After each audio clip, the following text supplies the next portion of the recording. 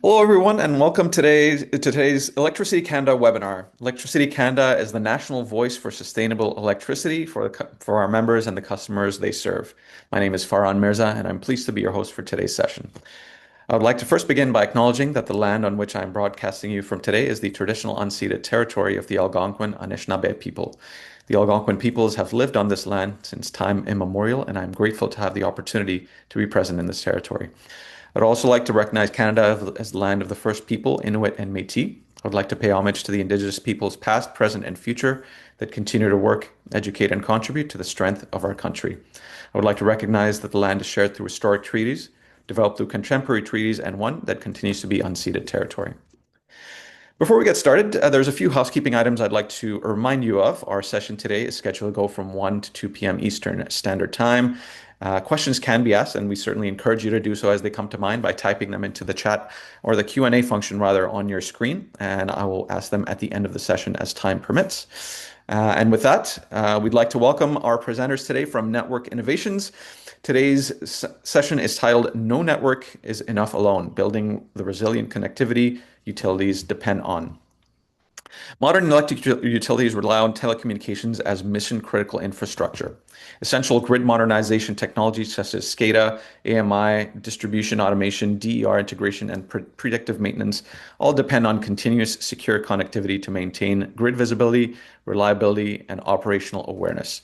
Reliable communications are also critical for field crews, enabling dispatch coordination, GIS access, documentation, and emergency response, especially during storms and disaster recovery efforts when traditional networks may be disrupted. Because no single network can guarantee complete resilience, utilities are increasingly adopting diversified connectivity strategies. This webinar explores how combining terrestrial cellular networks with low Earth orbit or LEO satellite connectivity creates a more reliable, redundant communication solution. By leveraging multiple network paths, utilities can maintain operations during outages, expand coverage in remote areas, improve restoration times, and enhance worker safety, as well as build more resilient and future-ready infrastructure. So on today's session, we'd like to welcome Frank Julo, President, Network Innovations Canada. We also have Wesley Robb, Account Manager at Network Innovations Canada, and joining us is James Kay, Business Development Manager at Degero. Gentlemen, welcome to the session, and Wesley, we shall turn it over to you. Thank you, Farhan. Appreciate that. Good day, everyone, and thanks for joining us today. I just want to kick things off and get things started with, what's pretty much a pretty simple idea. It's also the theme of today's webinar, and it's also an issue that's becoming more and more difficult to ignore. And that's that, today's operating environment, no single one network is reliable enough on its own. And, that's not just really theory anymore. It's something we've all seen play out. Now, before we get too deep into the conversation, I know we just wanted to launch a quick poll, and I'll see if you can push that up, Farhan, just to get some feedback from the audience today as to some of the impacts of network outages for utilities, and sort of what your priorities are, and we'll share that feedback and the results of that poll before the end of the webinar today. But moving forward, over the past few years here in Canada, we've had a number of reminders of just how important networks are and how network outages impact us. If we go back a few years now, I guess it's a little longer than a few, but Rogers had a major outage in 2022. It wasn't just a disruption for consumers or for our smartphones. It affected emergency services, payment systems, critical communications. And I don't want to just call it Rogers here. We've seen the same thing with Bell and TELUS and other networks that have experienced, similar large regional outages just in the last couple of years alone. And we, continue to see localized cell disruptions, fiber cuts caused by construction, extreme weather, all of which cause, service degradation, which many times coincides with peak demand or crisis events. So now, at the same time, we're seeing physical risks that are increasing, wildfires in Western Canada, ice storms in Quebec and Ontario, could be flooding in Atlantic Canada. And unfortunately, these just aren't edge cases anymore. These are realities and recurring events. When these things do happen, They don't just damage poles, lines. They really do impact the communications infrastructure that utilities are relying on to operate, to respond, and really to restore service. And the consequences are real for utilities. Loss of visibility into the grid, whether that be telemetry, SCADA communications that are interrupted, delayed restoration efforts because you can't even deploy crews because they don't have communications to coordinate repairs and getting the network back online. The challenges associated with maintaining safety when you do have those field teams out and they do have, they have to deal with degraded connectivity while they're out there. And increasingly so, we're getting pressure from regulators, from customers to maintain resilience, always on electricity. And that's not just the grid, but also the systems that are supporting it. So, if there's one thing that's become really clear is that, it's critical to have infrastructure and connectivity just as much, like the same thing.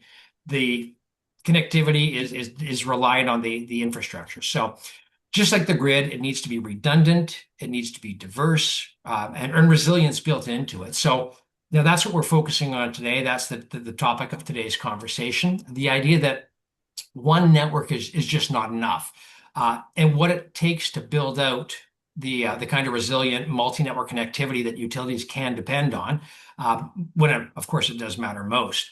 So to help us start unpacking that, I'm joined here today by two experts who work closely with utilities on these very specific challenges. Frank Chulo is the president of Network Innovations Canada, who I'm also with, of course.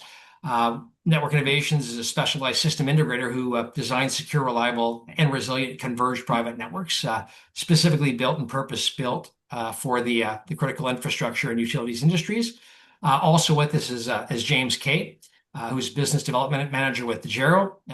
They're a network innovations partner and a global leader in critical connectivity technology. So, just based on what I was saying there, Frank, it's sort of the summary I gave. As the leader of network innovations, what's your take in this regard, and what are you seeing? Yeah, I mean, you highlighted it great, Wesley. I mean, it's multi-pronged threats on multi-pronged aspects. I mean, for network innovations, we've been around since 1989. We're not a spring chicken in this space, and we've often and pride ourselves in being the agnostic solution provider to critical infrastructure. And in doing so, that meant that we never had a bet on which bearer to use or what have you. We applied the right bearer network to the right situation, and and delivered that with our customer needs first and foremost. And then what's evolved with these threats is to your point is no one bearer is truly five nines or truly resilient anymore due to not to failure of their part, but more so in the fact that you have climate change. Climate change is bringing wildfires. Even fiber connectivity that is mounted on poles. I mean, now is subject to being burnt by a wildfire. And in doing so, not only are we're looking at our role as that agnostic service provider, but the idea that now we see our role as being an agnostic service provider that needs to combine the providers to provide the resiliency. And there's a number of factors in doing that. One is commercial. Clearly, do people want to pay for three or four or five different bearers? That's always a pain point. And in network innovations, we're working on the idea of single subscription, multi-tech capability to make the commercial side easier. But we also had to solve the idea of how do you actually properly blend those things? And I think there's a huge misconception about if you just have five bearers and you can WAN switch between them, that somehow you've built a resilient network or that you've solved your problem. What you've done is you've created the fact that you have alternatives, but you don't have a resilient network. And so we purposely went out, on a little bit of a tech exploration, which was how do we properly, and I know that sounds sort of harsh, but how do you properly blend networks? And blending networks is not just a failover. There are too many applications that are sensitive to path switching, to security issues. Lots of our cybersecurity sides don't like having their paths switched underneath them without knowing it. We solved some of that by building a layer three network overlay that we can put over top of networks, but fundamentally you still have to blend the packets together. So in that search, and hence why James is here today, is we looked at, who are the leading edge companies that can give us proper packet blending as opposed to just simply blending links together and having a failover situation. We wanted to actually look at the idea of how do you make multiple bearers look like a single seamless network, so that you can truly get five nines even if one network disappears. And we found it, thankfully, with another great Canadian company, which is Degero. So I mean, what we're doing is we're taking our expertise in being diagnostic provider and integrator for the connectivity and for the network management, and in our case with our zero trust architecture with security, and blending it with always do what you're good at, I guess, right? And so we're doing what we're good at, and we've invited Degero to work with us, and thankfully we're partnered now in the idea of to build the blending that they're good at. So I think that's a good pass-off point or point for James to tackle, because when utilities are really looking at redundancy, um, is it that they're layering in technologies, diversifying carriers, rethinking the architecture? Like James, one of the things that when I met with Degero, and it sort of came to light after, was really the smart blending. The difference between failover and blending. And maybe you can give us a little bit more information on that, how, what Degero does and what those differences are and why they're important.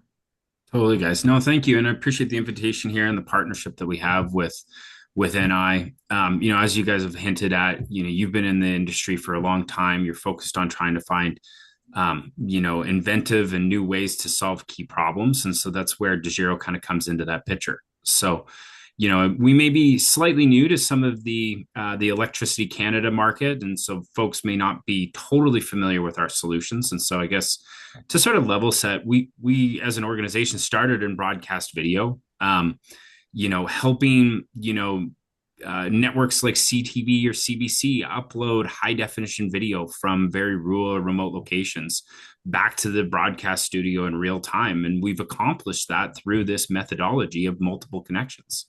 As sort of Frank just mentioned, it's one thing to have a resilient network with multiple connections, but if you're kind of following that failover mechanism of, hey, I've got, cellular as my primary and that's failing over to satellite as my secondary, there's inherent downtime with that type of application. And in broadcast video, that was unacceptable. It's not really acceptable to be watching the hockey game and all of a sudden, it cuts out because the cellular switches over to satellite. You need sort of a seamless failover. You need session persistence, with your connection. And that's what Degero really brings. That's what our what our mantra or our background is sort of baked in, so to speak. And so, while broadcast video has been a great market for us, inherently we're trying to grow our business and we're trying to look for other areas to expand. And so, public safety has been one use case that we've seen success in.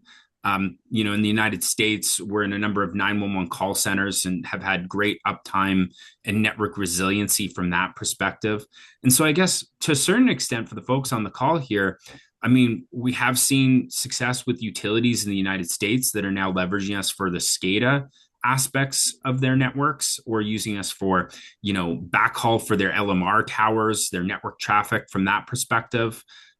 Service vehicles, service trucks that are mobile and in on the move on a constant basis, where cellular conditions can kind of shift on a dynamic basis.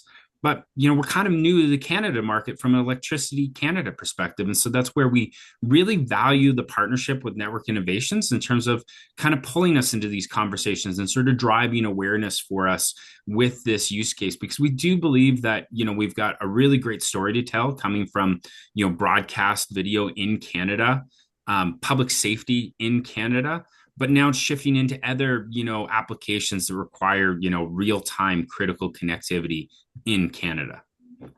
Okay. No, I see what you're saying there. So, when you get into explaining that the blending technology, so like, can you just walk us through, James, what blending sort of networks would look like in practice for like a utility environment? You said you did have some deployments in the US. What sort of applications were they seeing where that blending, like you highlighted failover and in the hockey game, he shoots, he drops, not going to work. But for a utility application, do you have something specific that comes to mind that where that critical, not failover, but blending technology really made a difference? Yeah, no, for sure. Let me touch on blending first. So the whole concept of blending really boils down to the idea of multiple connections. And instead of having kind of an active passive configuration like you would have with failover, you're more following like an active configuration with your networks. So, we could have 4G, 5G cellular, we could have LEO, MEO, geo satellite. DeGiro's sort of agnostic to whatever the connection is. As long as it's an IP-based protocol, we can include it in our blend. If there's even fiber optic cable at the site and we're a secondary or tertiary connection, we can include that in our blending algorithm. Now, one of the things that sort of separates us apart is we take that network traffic and we break it down into smaller packets. We're monitoring the quality of service of each of those packets of information as it traverses across the network to the millisecond level of resolution. So we can be very dynamic in responses to shifts in network stability. What that really means at the end of the day is if Bell or Rogers network starts to degrade in a certain area, within a millisecond of resolution, we're shifting network traffic then on to one of the other connections that gives us a higher quality of service. So the idea is that if Rogers has that, nationwide network outage back in 2022 that you were referring to, Wesley, we immediately shift that network traffic up to maintain session persistence, high availability, and uptime with our network connections, regardless of what you're using. So from a utility perspective, that's super beneficial. When you're talking about running SCADA network traffic, you're talking about voltage, current, power consumption, on-off status of different key elements that you might have at a substation. Well, that's not network traffic that you want to lose visibility of. You want to have real-time understanding of what your grid is doing, especially as it responds to requirements for dynamic energy response within the grid. Certainly we're seeing that with the AI space.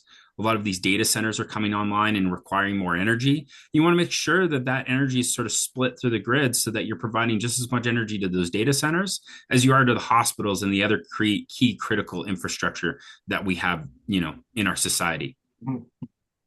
So I think we've really identified the need or the opportunities of utilizing the technology and leveraging multiple networks to provide a stable always on connection. But here's one, Frank. Like now we got to talk about managing multiple networks, and does that introduce complexity? And how are you seeing utilities deal with that when it comes time that now you've got to deploy a solution that involves multiple networks? Yeah, so the one key aspect that we see happening in the utility space and we've been asked for is more and more private networks. The idea that keeping the network out of the dirty internet, so to speak, is paramount. Now, ultimately, we're still going to traverse, and whether you're using a Starlink or whether you're using a OneWeb or whether you have 3 cellular modems or whether you have your own fiber.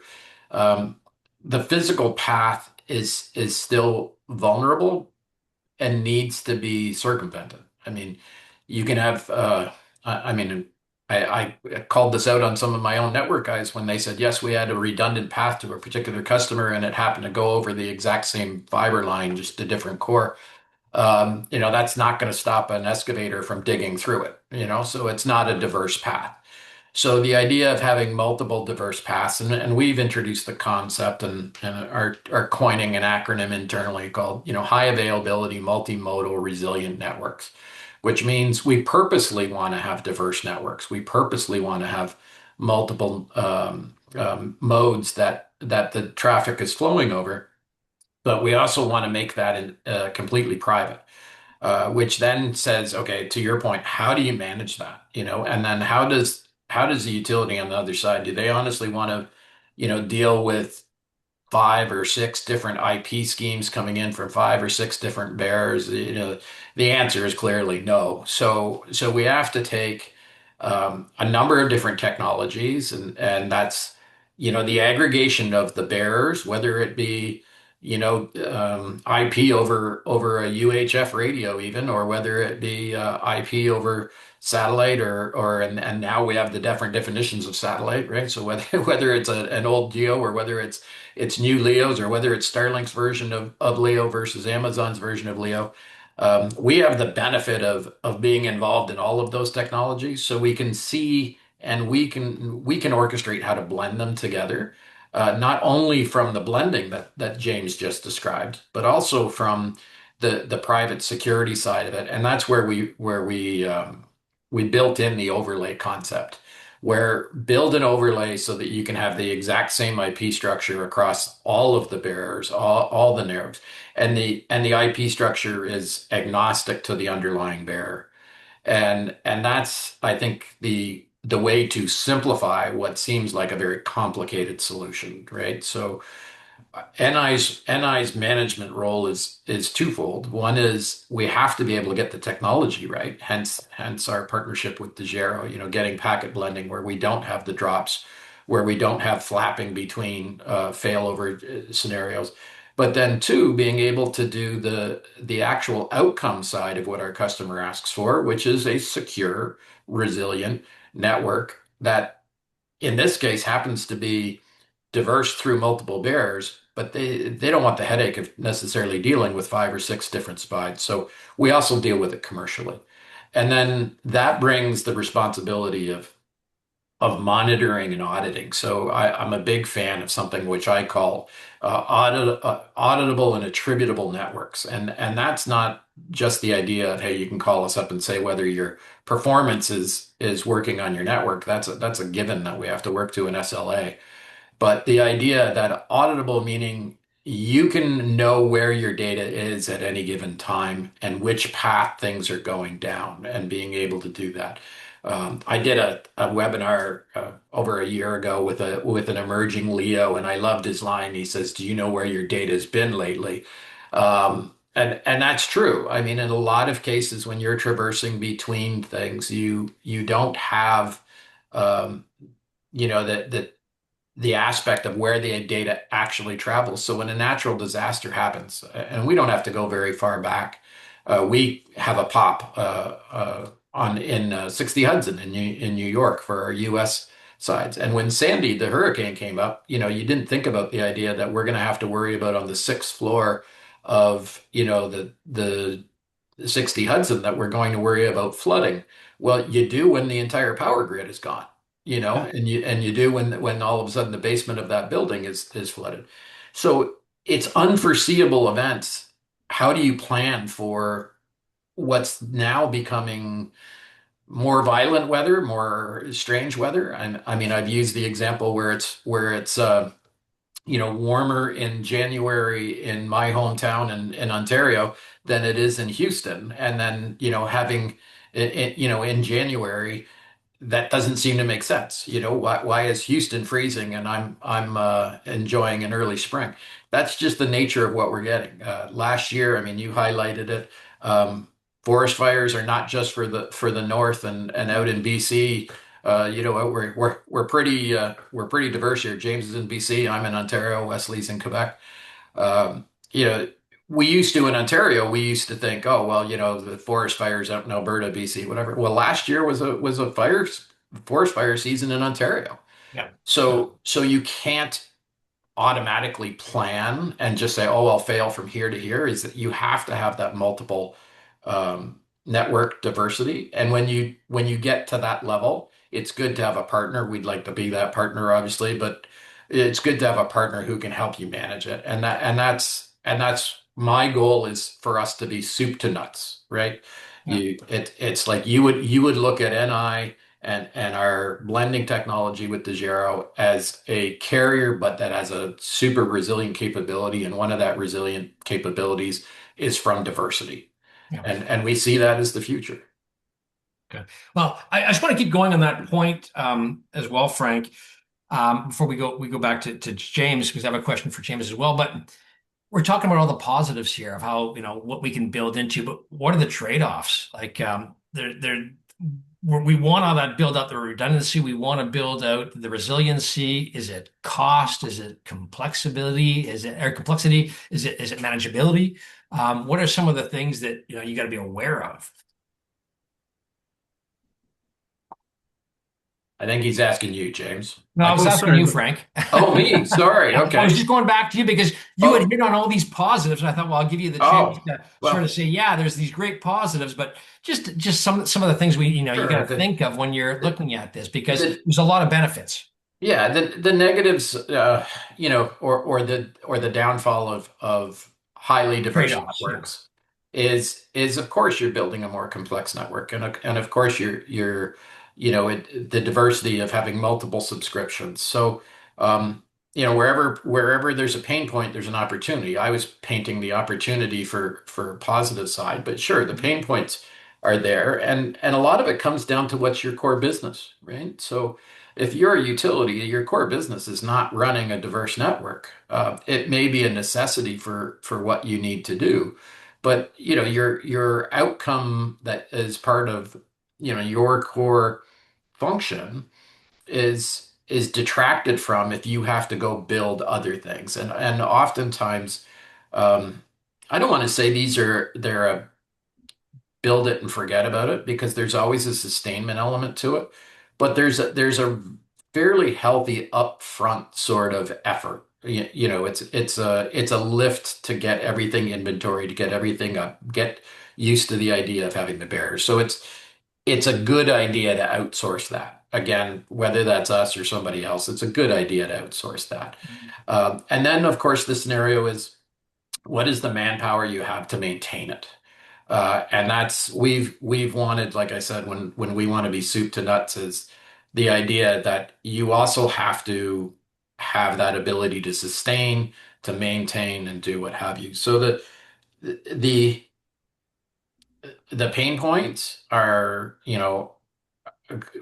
I think like any major sort of project or any sort of resiliency side of it Mhm. Mhm. is the status quo always seems good enough until there's a disaster. And people say, I don't need to get that complicated, or I don't need to get that. And the reason they say that is because it is complicated stuff. I mean, it's not meant to be, a Linksys router that you plug in into a wall, right? I mean, this is stuff where it takes some sophistication and expertise to do it. And I mean, NI is a company that is almost 40 years old. We have development and software engineers in both Calgary and in our U.S. operations. We have 17 offices around the world. And when it came to looking for packet blending, a well-experienced network company who's been around for a long time. We looked outside because we were looking for where the experts were. So we know what we're really good at. We went searching for that. I think the utilities pain point is the same, right? Yeah. They can see the outcome. So the pain point is, yeah, but how the heck do I build it? And I think the idea is there's solutions out there. And in our case, we never deliver a completely canned solution, as you probably know, Wesley. Is the idea that our solutions are dictated by our customers' needs. So we're walking in with an idea and a potential way to solve a problem, but we never can solve the exact problem until we speak to the customer. So Well, I think Pain points, I like to stay away from the negative.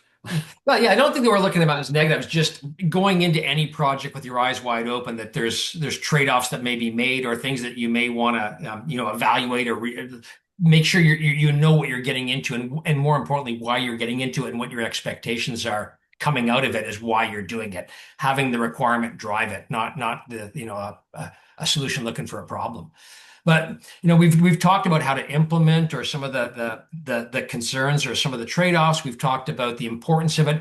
Back to you, James. Like, how have you seen, utilities measure success once they've got this up, or or to gauge success before you go down this path? Is it looking at uptime, or failover speed, or, operational efficiency? Like, you guys have had some, a long history of developing the technology. So what is it that organizations look for once they've deployed this, and saying, hey, how do we measure our success on there? How do we know we're getting the benefits of this?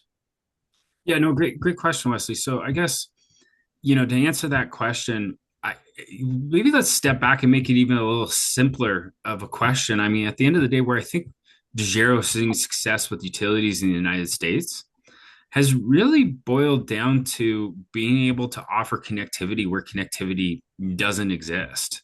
As I kind of talked about, because of broadcast video and live breaking news, we've had to find ways to upload video from the middle of nowhere. And so one of the things that we've sort of seen, at the very least in the utility space, is there's a lot of aging, copper infrastructure that's been in the ground for 30, 40, 50 plus years. Like, certainly I remember as a kid using a T1 or a T3 connection to sort of You're aging us all now, steal James. music on Napster, and remembering how long it would take. And in modern world, we're moving to this space where, 1.5 to 10 megabit per second connection is nothing.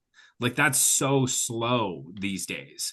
But yet that's what a lot of substations in very rural or remote parts are running off of today for their SCADA networks. And so, we assume that the similar challenges exist in Canada, just given the geographic space and the size and how rural, remote some parts of our country can be, that there's a lot of infrastructure that's in the ground. And so you can make a choice from a utility perspective to spend millions of dollars in trenching fiber optic cable out to those sites, just in construction costs alone. Now you've still got to pay that telco that service fee, or you can go with a highly resilient network that you can deploy overnight. Certainly in Canada, 6 months of the year, the ground is frozen anyways. So even if you can get the construction crews to operate, to trench that fiber, even if you can run it over telephone poles, it just creates logistical challenges in terms of upgrading your communications network at some of these assets that you may have in the field, your LMR towers, your weather stations, areas where you need that critical sensor information to get back to your head end, to your headquarters, so you know how to respond dynamically to changes or fluctuations in the grid. That's huge to what Degero provides in terms of enabling connectivity in areas where it might not have previously existed. So that's why we're finding we're getting selected. Now, just to kind of touch on what Frank was saying there in terms of the complexities of our system, I mean, without question, when you start talking about taking, Bell, Rogers, Telus, Starlink, and aggregating that into a single connection, and optimizing the network for high resiliency and uptime, we can enable that for customers. But there are a lot of knobs and dials to change, tweak, and tune in that regard. And so that's why we value the partnership with an integrator like Network Innovations, because while we have a fantastic solution that can be optimized for uptime and availability, we can optimize that network for highest bandwidth on the upload side. We can optimize it for lowest latency. We can optimize it for least cost routing if you're in a secondary or tertiary connection. Ultimately, you need an advisor, you need a consultant, you need somebody that can help run a managed service offering. And so that's where we really see the benefits of this partnership. Is Degero's got this excellent technology that we're bringing to the table, but we want to partner with experts that actually know how networks operate, how networks run, how you can run zero trust overlays to enhance cybersecurity aspects of the solution. We're one part of that managed service offering. And while we provide that comprehensive solution in the broadcast video space, as we've pivoted into public safety, as we've pivoted into 911 call centers, as we've pivoted into utilities, we've kind of come to the conclusion we can't be the expert in every one of these markets. And so that's why we're partnering with system integrators like Network Innovations, who are the expert in this space. So Degiro is bringing really great blending, but we bring a great solution to the market for utilities when you're going to an NI. So that's Yeah, what no. we're really excited about here. A couple of really good points in there. Like I never even touched on it at the beginning. I was talking about failures and disasters and all that, but like where I live, just outside of Ottawa, I'm 15 minutes from the nation's capital, and um, I've got one bar on my cell phone. I'm certainly not a substation out here, but I've only got one bar, and if the power goes down, that's only got a very small, probably diesel generator or battery. I don't think it's diesel generator. I think it's battery because when that goes down after an hour, it fails, and I don't have any communications, and I'm 15 minutes from the nation's capital. So, we didn't really touch on that, just coverage. But that's certainly an aspect that needs to be considered as well as extending coverage using other networks or other technologies, right? So, and a good point as well as far as the expertise of Degiro and to blend in with Frank is the expertise that we bring with utilities, and we've been working with utilities for a number of years from Newfoundland to right out to BC. So we cover the whole country and have gained a lot of expertise and knowledge in that. Now, I know we're kind of coming down to the wire, and there was one thing I did want to table for both of you, and we can, Frank, if you can jump in, and then James, maybe give your thoughts on that. But we've talked about all this, but how do you get started today? If I'm listening into this today, like what's the first step? What are there things I should be thinking of? Or how do I go about um, evaluating or moving to the next step of thinking about where these opportunities are? Is it a rip and replace, or do I look at critical assets and saying where can we start doing this, or what's needed, Frank? Like what's your thought on that? Yeah. So first off, and I know this is going to come as a shock to a lot of people, but if you're starting today, you're probably late. Um, and the reason I say that is we've identified the physical outages, we've identified um, you know climate change,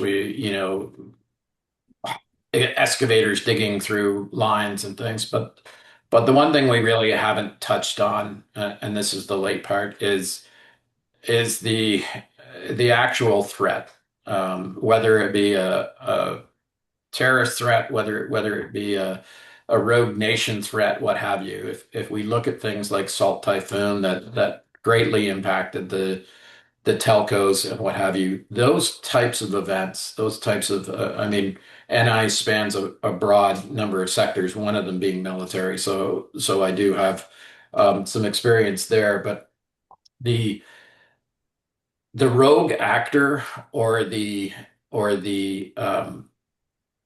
deliberate espionage, digital espionage, is becoming a much bigger area. So I would guess that almost all of the people on this webinar have probably gone through a disaster recovery exercise multiple times in their life. Uh, During that exercise, critical infrastructures, critical aspects will be identified. And I honestly think the first step is taking that and then saying, okay, so what are we going to do about it?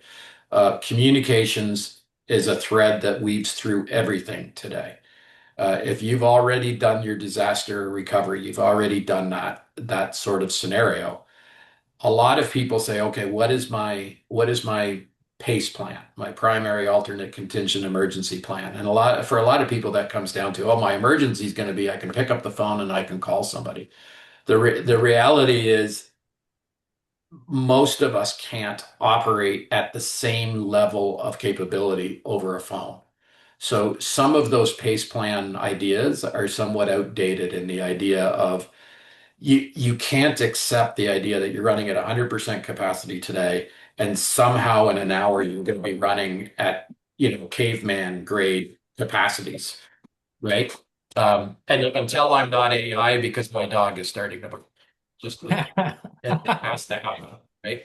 It keeps you real. But but the I say that's where it starts. So the consultation starts with that. That people have already identified their vulnerabilities. The question is, what are you going to do about them? And I would say that that first opportunity, that first consultation, I mean, I would encourage them obviously to reach out to you, Wesley, to say, hey, let's have this conversation. As I mentioned, most solutions are bespoke to some degree, but they don't have to be um, entity wide. I mean, utilities in Canada are massive corporations, and to say that somehow you're going to make all communications in all utilities all of a sudden resilient, that's probably a pretty big elephant to try to eat, right? Right. So I would suggest that there's a critical infrastructure guide. They already know the vulnerabilities on some of the physical side.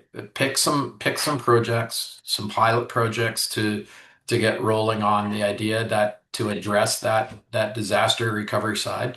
Uh, and give us a call because a lot of the constraints that where people looked at it before, the constraints were, am I really going to buy, five different bearers or four different bearers, or Right. in James' case, am I really going to have a Roger sim and a Bell sim? I don't want that extra cost. I don't want that extra scenario.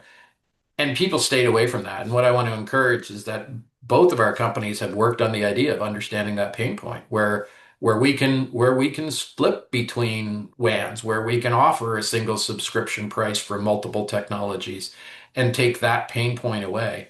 I mean, I know this is counterintuitive to somebody that's a president of a for-profit organization, but I would actually say start small. Identify the projects, Yeah. get this there. I think you'll find that it's easier to do than you might expect when you have the sort of guidance of someone who's done this before doing it for you. Um, I think it's a given that it's a necessity, and that's why I said I think if you're thinking about it now, you're probably late. Doesn't mean you can't think about it. There's always the average of better late than never, right? But I think it's an urgent requirement. Well, I think, James, even you mentioned it. You talked about, and you might, have some thought on this as well. You talked about, hey, you've probably got a substation that's on copper someplace. Like, is that a potential place to start saying, hey, I'm not laying fiber out to these places. I may be doing it in the future, but today I need something out there that's more either reliable or gives me higher throughput. Like, is that one approach, just to break it down that? Yeah, I mean that's one way. I mean, I kind of agree with Frank though. I would sort of suggest start small, but I would probably provide the added piece of it of give us your hardest problem. Quite often that's where Degiro provides the most value with our customers is we tackle the really hard connectivity problems. We provide connectivity in areas where people couldn't get connectivity previously, and that's becoming easier today thanks to, LEO constellations like Yeah. Starlink, OneWeb, Amazon Leo when it's ready for prime time. That's certainly making it easier for us. Yeah. But, as I talked about, there's challenges with failover, and those failover challenges occur even on those Leo networks when they miss handoffs between, the satellites orbiting overhead. People think that, you're in a fixed location, so that should be easy to tackle, but you may be in a fixed location, but those satellites are always orbiting and always in motion. And Mm. so what I would say is if you're looking for reliable connectivity, whether it's on Leo, cellular, fiber, whatever your hardest connectivity challenges, that's probably a great place to start with Degiro so we can work with you and show you the value of our system and then sort of expand with us in other use cases or other applications as you see the value and the need for our platform and for what we bring. And like I said, network innovation is a great place to start for tweaking our system to meet the requirements of whatever that application may end up being. Yeah. So pick a project, start small, get some concrete objectives as to why you're doing that, and make it something you got to solve that's on your plate that you just want to get rid of. Yeah. Makes sense. Makes sense. I know we're coming up at about 45 minutes, and we did want to leave some time for two things. The poll results. I don't know, Faran, if you have poll results that have come out. Okay, so top one looks to be SCADA, real-time grid visibility, followed by, field crew dispatch and coordination. I know that's, one of the things our story was asset monitoring, so a lot of the SCADA and asset monitoring. But field crew, one of the things we didn't touch on today is, I know when I'm speaking to utilities as well, one of the challenges they have is that when they have to go out and repair the grid and there's no communications, it's very difficult to repair something when you can't get people out there to be able to talk to each other and flick a switch and keep people safe out there. So that is a requirement to get the crews out to repair outages without having communications out there. So I did also want to leave some time for Ron. I know we did ask people if they wanted to submit some questions, and I know we're kind of running up against. I don't know if there are any closing thoughts before we move into questions, Frank or James. We do want to kind of leave a few minutes for the questions, but No, let's go to questions. I think okay. they've You can leave closing thoughts for after questions. yeah. I think Yeah, that's let's a go to good questions. approach. No, that was a great discussion, great conversation. Thank you very much for everybody sharing their insights. I do have a question here from the audience, and just a reminder to everybody else still in the webinar, please submit your questions using the Q&A function, and I'll ask them of our presenters as they come in, time permitting. So the first question here we have is for James. James, so how feasible is it blending radio and LEO connections? Does this increase the total bandwidth of the connection to the site? And is there a use case of how it can connect to SDWAN technology?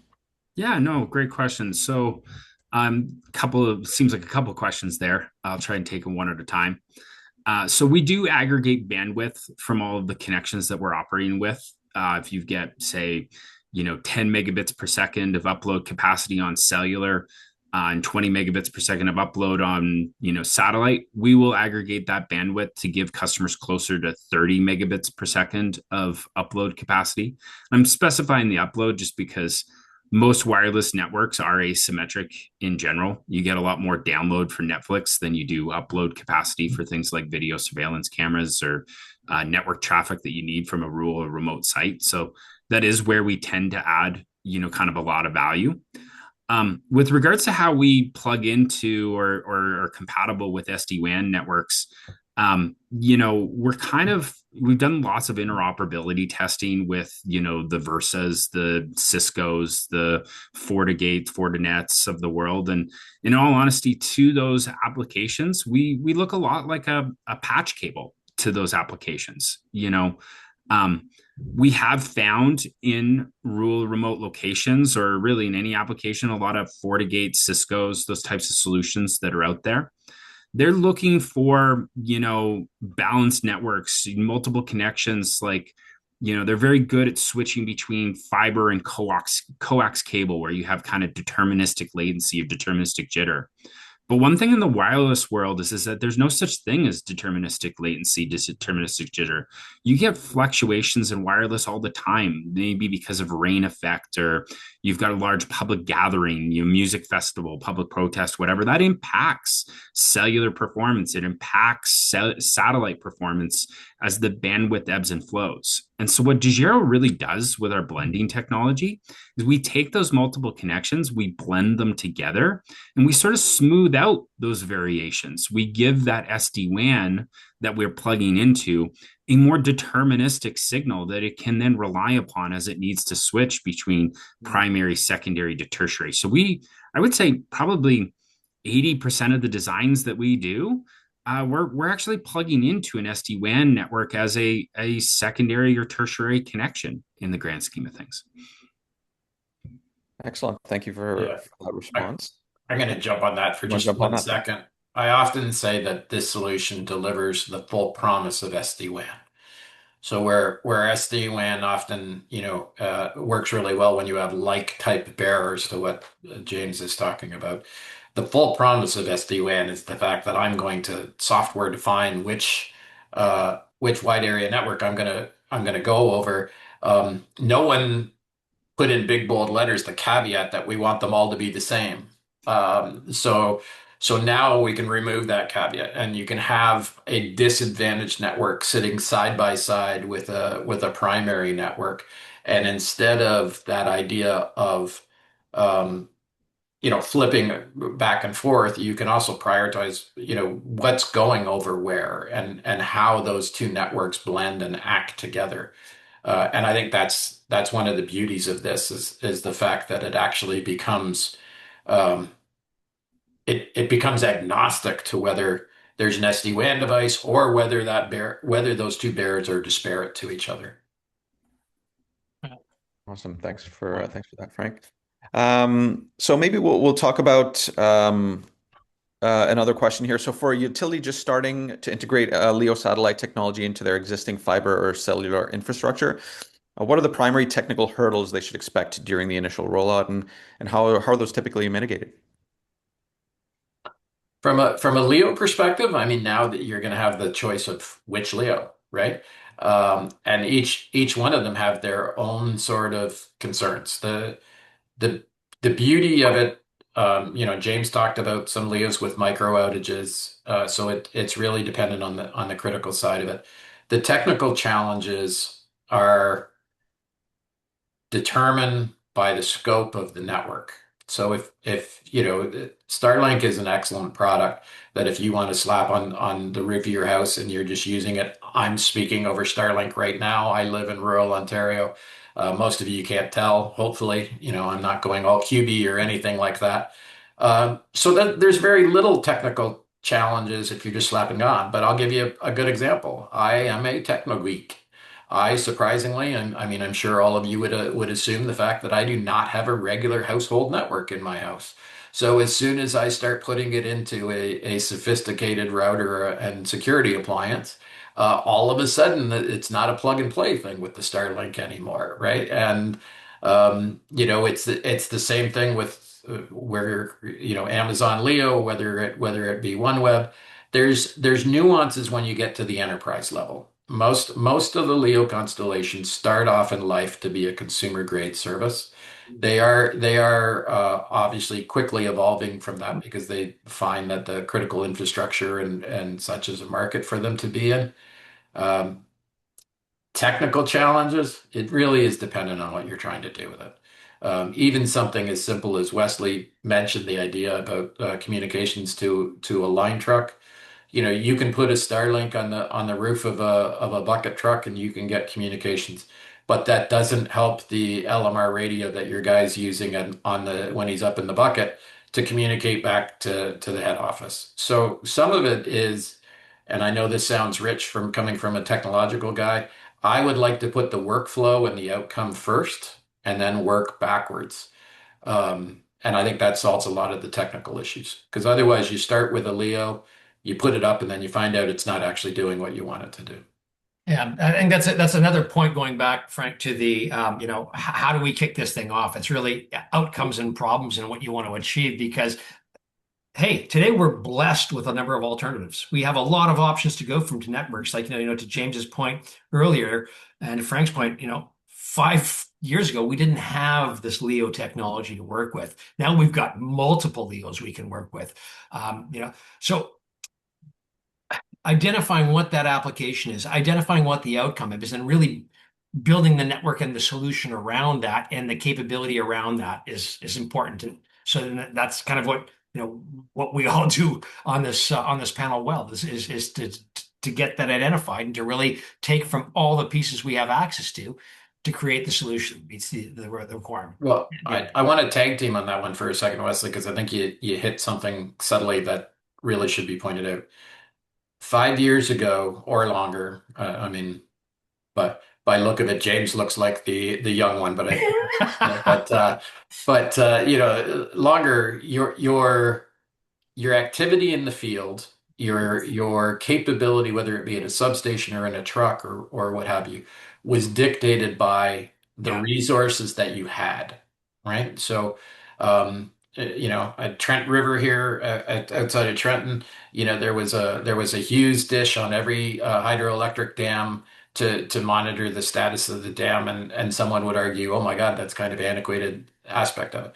But it was what was available at the time. And too often we start with what the technology is Yeah. and then figure out, okay, well, this is going to allow us what our capability set is going to look like.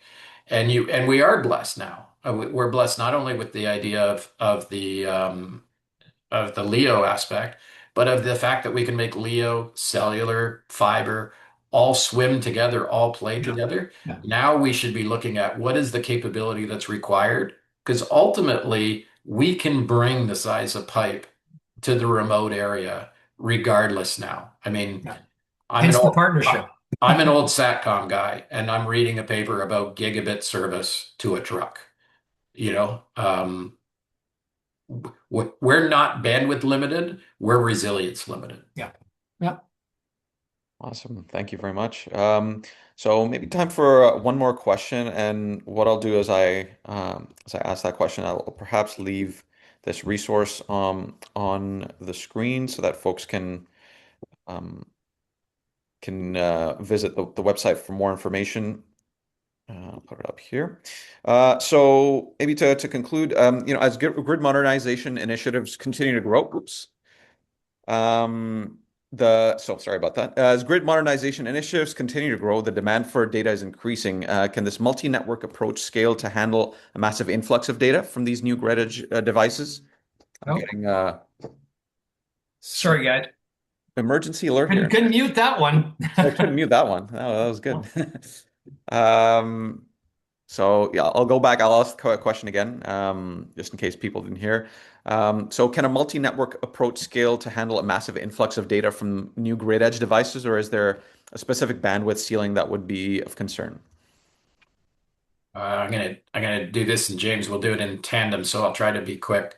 Um, I think this is the exact solution that's neat for scalability, because one of the things that we didn't really touch on is the two bearers or three bearers in one location do not have to be the same three bearers in another location.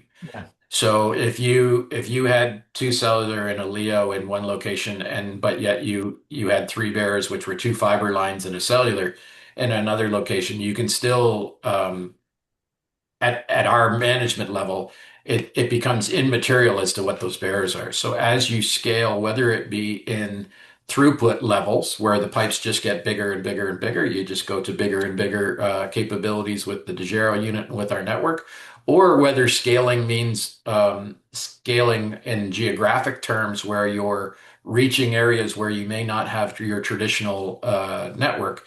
It both of those are handled quite well, and this is purpose built for scale from our side. Yeah. James, I'll let you Yeah, I throw it. think just to kind of add to what Frank's saying there, network resiliency from our perspective scales based on the number of connections that you have or that you can add. And as Frank was sort of saying, we might have a bucket truck that has a dual connection solution or a triple connection solution, depending on the mobility of where that bucket truck is sort of traveling. If it's something that's going across Canada, maybe you'd want something that supports Rogers, Bell, and Telus. But if it's something that's just on the East Coast, maybe Bell and Rogers are sort of sufficient for that application or use case. So we really like to start at what the customer's problem is and then work backwards from there in terms of what the right solution should be. But the kind of benefit of the DeGero solution is we're kind of giving you this framework that you can kind of agnostically plug in the signals that you want to either get higher throughputs or higher layers of network resiliency, depending on what network traffic that we're working from. If you're a bucket truck, maybe you want higher bandwidth because you need to be on that Microsoft Teams call in northern Quebec. But if you're a SCADA network, maybe you want that higher layer of resiliency and you want that lower bandwidth. Well, when we're using multiple connections at DeGero, we're not reduplicating packets. So you're not necessarily consuming more data, even though we're using multiple connections, which is one of the really cool features of our system. So that allows us, as Frank was talking about earlier, to kind of give you that single price or that single subscription and just allow us to sort of manage those underlying networks for resiliency or bandwidth or whatever we're tuning or tailoring the system or application for. Excellent. Thank you very much. Well, with that, I think we are just at time here. So I'd like to once again thank everybody for participating and sharing your insights. I think it's very helpful. This webinar will be recorded and posted on our website at electricity.ca.